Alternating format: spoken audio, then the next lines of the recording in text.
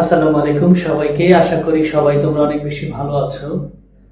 নানা কারণে দীর্ঘদিন ক্লাসে তোমাদের সাথে দেখা হচ্ছে না, কিংবা অনেকের সাথে হচ্ছে আবার অনেকের সাথে হচ্ছে না। তোমাদের কলেজের পরীক্ষা থাকার কারণে তোমরা ব্যস্ত ছিল বা এখনো ব্যস্ত আছো, যার কারণে হচ্ছে তোমরা ক্লাসরুমে আসতেছো না।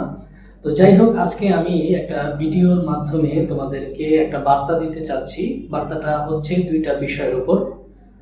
প্রথম বিষয় হচ্ছে, তোমরা সবাই জানো যে তোমাদের কলেজ জীবনের একেবারে শেষ একটা সময়ে তোমরা এখন আছো। তোমাদের কলেজ জীবনের মোটামুটি 80% সময় তোমরা শেষ করছো, হাতে হয়তো 20% সময় তোমাদের আছে।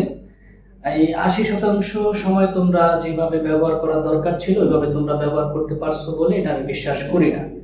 তো হতাশ হওয়ার কিছু নেই, তোমাদের হাতে যেহেতু এখনো 20% সময় আছে, এই 20% সময়ে যদি একটা প্রপার ব্যবহার তুমি করতে পারো, তোমাকে দ্বারা অবশ্যই একটা ভালো রেজাল্ট করা সম্ভব। আর এর জন্য তোমাকে অবশ্যই ক্লাসে ফিরতে হবে।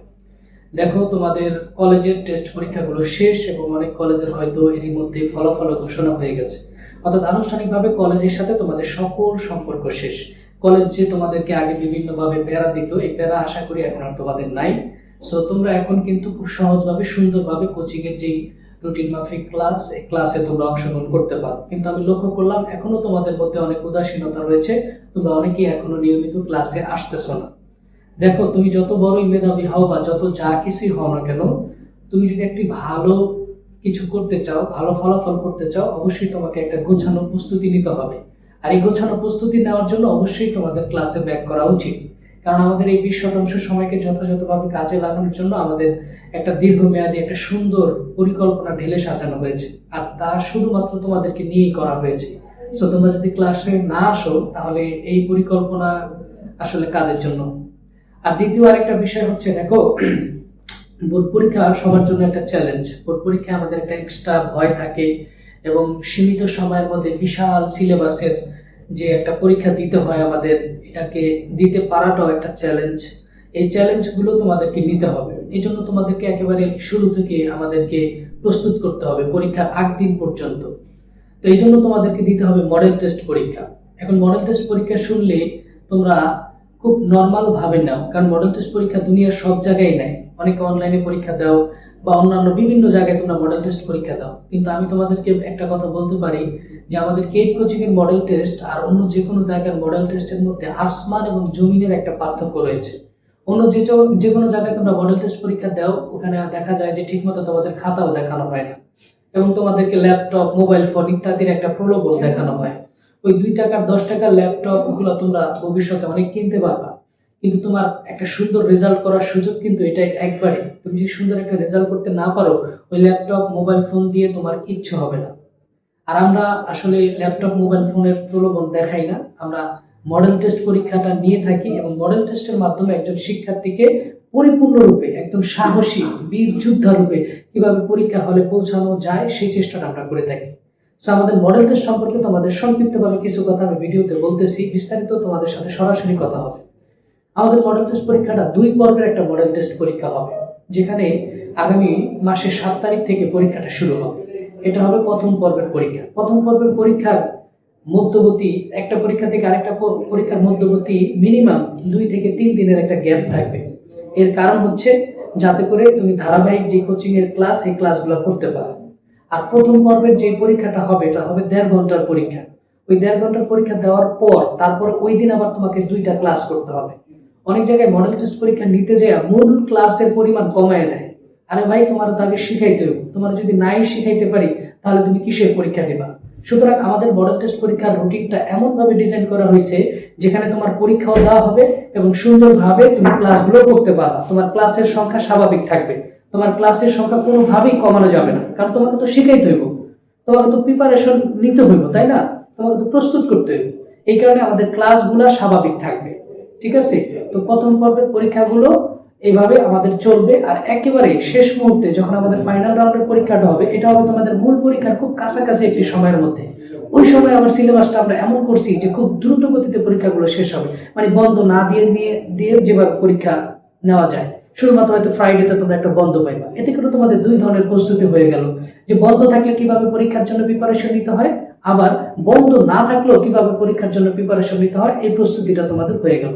অর্থাৎ তোমরা টোটাল 26টা পরীক্ষা দেওয়ার সুযোগ পাওয়া, এবং প্রত্যেকটা পরীক্ষার জন্য তোমাদের, বিশেষ করে তোমাদের প্রথম পরীক্ষার জন্য আমরা কিন্তু সিলেবাস দিয়ে দিয়েছি। তুমি ওই সিলেবাস অনুযায়ী প্রিপারেশনটা নিবা। আরেকটা জিনিস কি, তুমি যখন জানো যে আগামীকালকে তোমাকে একটা পরীক্ষা দিতে হবে, এই চিন্তায় কিন্তু তুমি বাসায় একটু হইলো ওই টপিকটার উপর একটু পড়াশোনা করবা। আর এইভাবে কিন্তু তোমার সিলেবাসটা খুব দ্রুত গতিতে মানে শেষ করার একটা পসিবিলিটি থাকে। আর যদি তোমার মাথায় কোনো চাপ না থাকে, কালকে পড়বা পরশু পড়বা এরকম করতে করতে কিন্তু আসলে আর তোমার পড়ার সুযোগটা থাকে না। তো এই কারণে মডেল টেস্ট পরীক্ষার যে অ্যাক্টিভিটি, এটার মধ্যে তোমাদের যুক্ত হয়ে যাওয়াটা আমি অনেক বেশি গুরুত্বপূর্ণ মনে করতেছি। 26টা পরীক্ষার পাশাপাশি থাকবে 26টা সলভ ক্লাস। সলভ ক্লাস মানে কি? সলভ ক্লাস মানে কি, তোমার পরীক্ষার যে প্রশ্নটা সলভ করে দেওয়া, ব্যাপারটা এরকম না। তুমি দেখো, তুমি তোমার কলেজে অনেক পরীক্ষা দিছো, কিন্তু তোমার পরীক্ষার একটা খাতাও কিন্তু আমরা দেখার সুযোগ পাইনি। এন্ড ইভেন তুমিও হয়তো পরীক্ষার খাতা দেখতে পারো না। সো আমরা জানি না তুমি পরীক্ষার খাতায় আসলে কি করতেছো। সো আমাদের এখানে যখন তুমি মডেল টেস্ট পরীক্ষাগুলো দিবা, একজন টিচার এবং তোমার খাতা তোমাকে নিয়ে এসে বসবে। তোমার খাতায় কি কি ভুল ত্রুটি আছে এবং কি কি সুন্দর বিষয় আছে এবং কতটুকু আপডেট করা দরকার, এই ব্যাপারে সরাসরি তোমাকে একটা গাইডলাইন দিবে। আশা করি তুমি বিষয়টা বুঝতে পারছো। এবং সেই সাথে কোশ্চেনগুলো তো সলভ করাই হবে। আর সলভ ক্লাস আমরা বলে থাকি একটা, কিন্তু এটা হচ্ছে মিনিমাম একটা, ম্যাক্সিমাম সলভ ক্লাস একাধিকও হতে পারে। কারণ আমার টিচার যদি মনে করে যে সকল স্টুডেন্টদের সাথে কমিউনিকেশন করে একটা ক্লাসে তার পক্ষে সম্ভব হয় না, সেক্ষেত্রে আমরা একাধিক ক্লাস দিব। আর এই সম্পূর্ণ জিনিসটা কিন্তু তোমরা মডেল টেস্টের যে প্যাকেজ, এটার মাধ্যমে তোমরা পেয়ে যাবা। এবার আসো, পরীক্ষা দিলে টেকনিক্যাল কি লাভ হয়।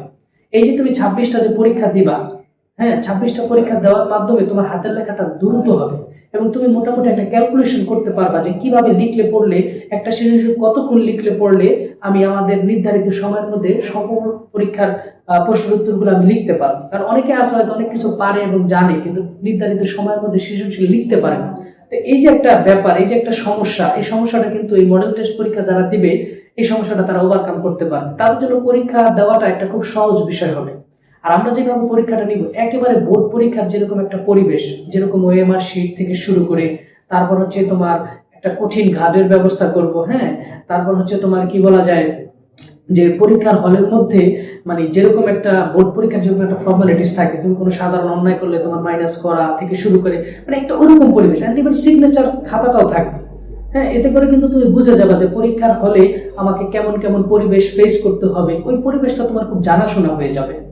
আমি তোমাদেরকে একটা উদাহরণ দিই, ভিডিওর মধ্যেই দিই। আমাদের একজন সাবেক শিক্ষার্থী, তিনি তার মেট্রিক পরীক্ষায় A+ পেয়েছিল, এবং ওই বছর যখন আমরা মডেল টেস্ট পরীক্ষা নিই, সবাই মডেল টেস্ট পরীক্ষায় অংশগ্রহণ করলো, কিন্তু তিনি আমাকে অনুরোধ করলো এবং তার মাকে নিয়ে আসলো যে স্যার, আমি পরীক্ষার আগে কোনো মডেল টেস্ট পরীক্ষা দেই না, আমি বাসায় নিজের মতো করে পড়ি, এতে আমার ভালো রেজাল্ট হয় এবং আমি এতে খুব কমফোর্ট ফিল করি।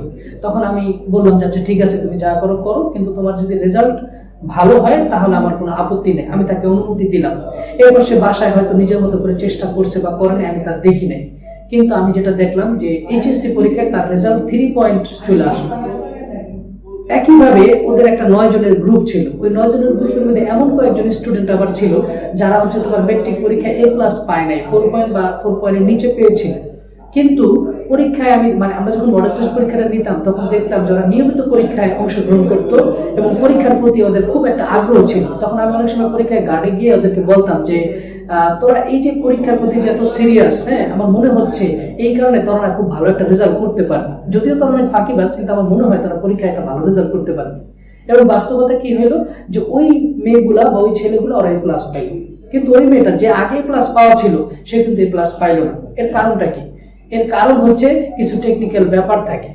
তোমার ধরো আমি বললাম যে তুমি সাইকেল চালাতে পারো, তুমি বললা যে না আমি সাইকেল চালাতে পারি না, তাহলে আমি তোমার একটা সাইকেল চালানোর নিয়মের একটা বই দিলাম, তুমি বইটা পড়ে আসলাম যে স্যার আমি সাইকেল চালানোর নিয়ম সম্পর্কে এখন জানি, এখন তোমাকে আমি একটা সাইকেল দিলাম, তুমি চালাতে পারবা? পারবা। সুতরাং জ্ঞান অর্জন করা এক জিনিস আর পরীক্ষায় পারফরমেন্স করা আরেক জিনিস। তুমি বাসায় বসে অনেক জ্ঞান অর্জন করতে পারো, লাভ নেই যদি পরীক্ষার হলে তুমি ডেলিভার না করতে পারো। সো পরীক্ষার হলে কিভাবে ডেলিভার করা যায়, এই প্রশিক্ষণটা দেওয়ার জন্য হলেও তোমাকে মডেল টেস্ট পরীক্ষা দিতে হবে। বুঝতে পারছো? আর প্রতিদিন এই কোশ্চেন সলভ করতে করতে পরীক্ষা দিতে দিতে হাতে এবং কলমের একটা খুব কম্বিনেশন হয়ে যায়, যেটা পরীক্ষার সময় একটা এক্সট্রা সুবিধা দেয়। বুঝছো? সো তোমাদের মডেল টেস্ট পরীক্ষা অবশ্যই দিতে হবে, অবশ্যই দিতে হবে, অবশ্যই দিতে হবে। মডেল টেস্ট পরীক্ষার বিকল্প নেই। বুঝতে পারছো? আরো অনেক কথা আছে যা হয়তো ভিডিওতে তোমাদেরকে বলা সম্ভব না। আপাতত তোমাদের কাছে আমি উদাত্ত আহ্বান জানাই যে আমাদের যে 100 দিনের একটা পরিকল্পনা মাফিক ক্লাস, মাঝখানে কিছুদিন বন্ধ ছিল তোমাদের কলেজের টেস্ট পরীক্ষার জন্য, এখন কিন্তু আবার আমরা সুন্দরভাবে এটা শুরু করছি। প্রত্যেকটা টিচারই কিন্তু বোর্ড কোশ্চেন গুলো সলভ করাচ্ছে এবং পূর্বের যে টপিক গুলো এগুলো আবার রিপিট করতেছে, কিন্তু তোমরা ক্লাসে আসতেছো না। আমার খুব কষ্ট হচ্ছে। তোমরা যদি এখন ক্লাসে না আসো, আমি তোমাদেরকে দিয়ে আসলে কিভাবে ভালো রেজাল্ট করাবো বলো?